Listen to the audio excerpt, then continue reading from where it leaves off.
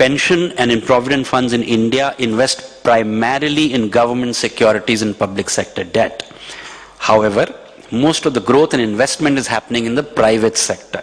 And unless pension assets are invested in private sector assets through market mechanisms, we will not be able to fund domestic growth through domestic capital. By their very nature, insurance and pension funds invest in long-term assets. Today we have a catch-22 situation where large Indian companies are not raising enough long-term debt, and insurance and pension funds are investing primarily in government and public sector debt. Many government committees have gone into the reasons for this, and many reasons have been identified, from high transaction costs to cheaper funding from loans and external borrowings.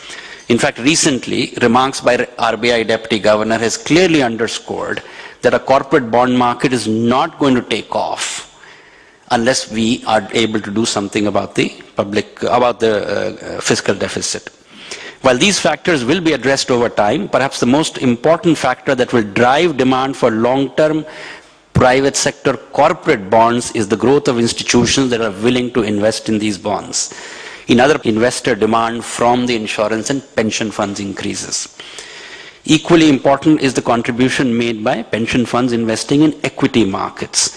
We always argue that foreign institutional investors have a